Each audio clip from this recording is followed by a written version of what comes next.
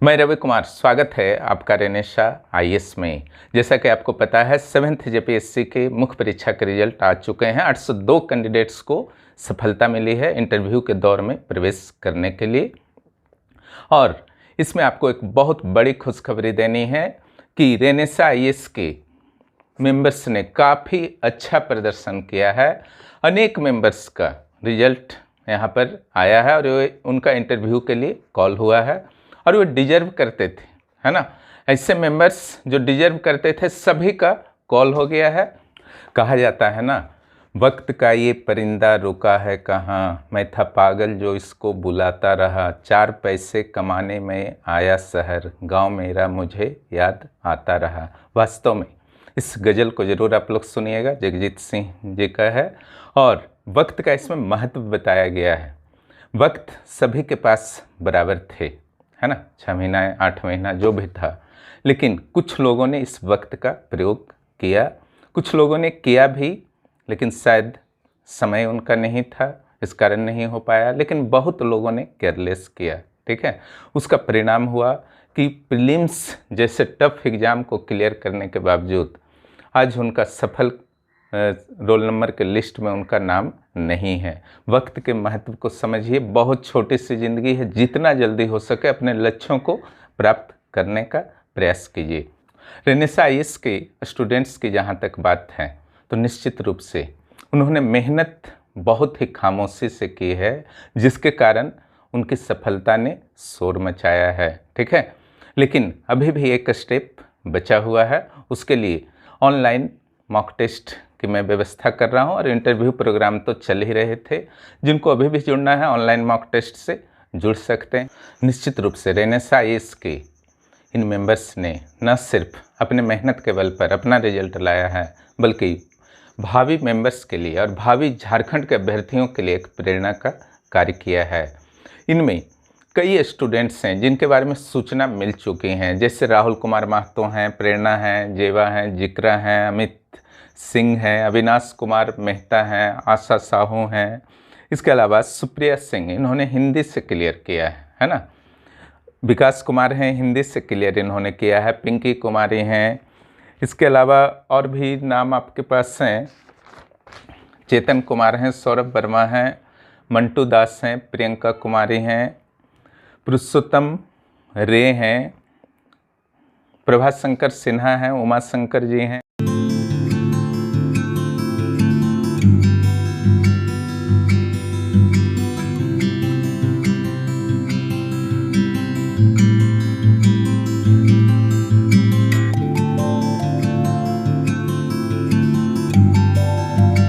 आप देख रहे हैं कि झारखंड से हर जिले से संबंध रखने वाले और रेनेशा आईएएस के मेंबर्स ने अपनी प्रबल उपस्थिति इस बार झारखंड जेपीएससी मुख्य परीक्षा के रिजल्ट में प्रदर्शित की है।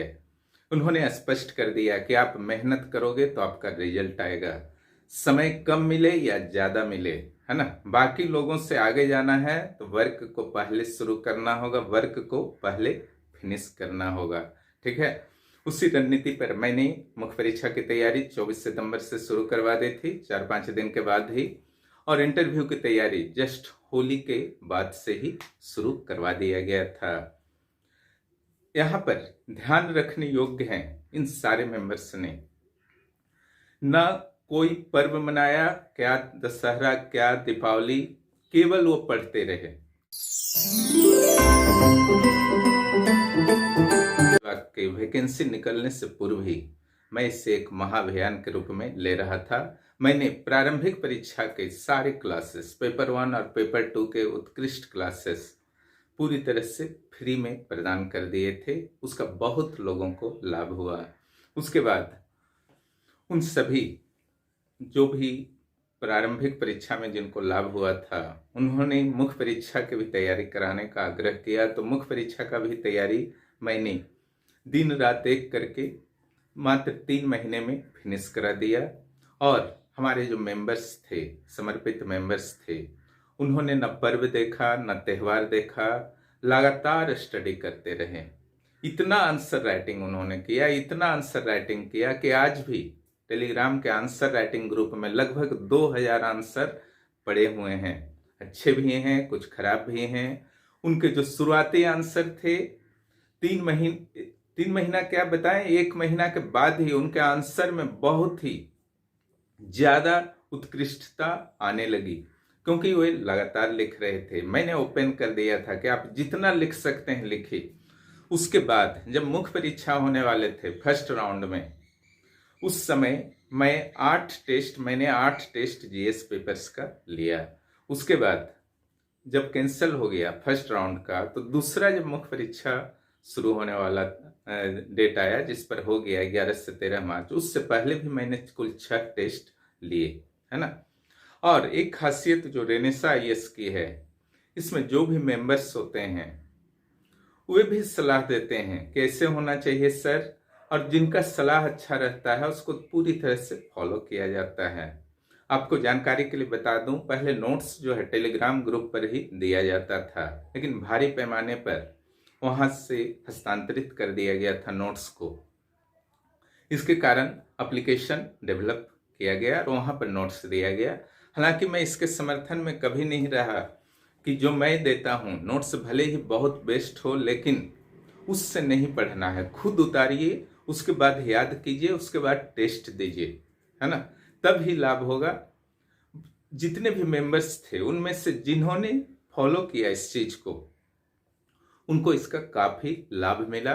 और जो जब वो एग्जाम में बैठते हैं तो उनके प्रेजेंटेशन और टाइम मैनेजमेंट, जैसा कि मुख्य परीक्षा शुरू होने से पहले मैंने वीडियो में बताया था कि प्रेजेंटेशन और टाइम मैनेजमेंट पर मैं ध्यान दूंगा।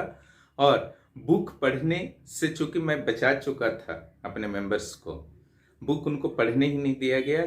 जो भी मटेरियल जहां से भी लाना था अलग अलग सोर्स से मैंने उनको दे दिया, बस उसको पढ़ना था। वहां क्वेश्चन भी मैंने दिया था और उसका आंसर स्ट्रक्चर भी दिया था। मेन बॉडी पार्ट का भी क्या लिखना है बस सीमित था, लेकिन भूमिका, निष्कर्ष, आलोचना, परीक्षण, बहुत सारे प्रश्नों में मैंने लिख दिया था। इससे उनकी समझ जो है बहुत जल्द बनी कि किस तरीके से उत्तर लिखना है।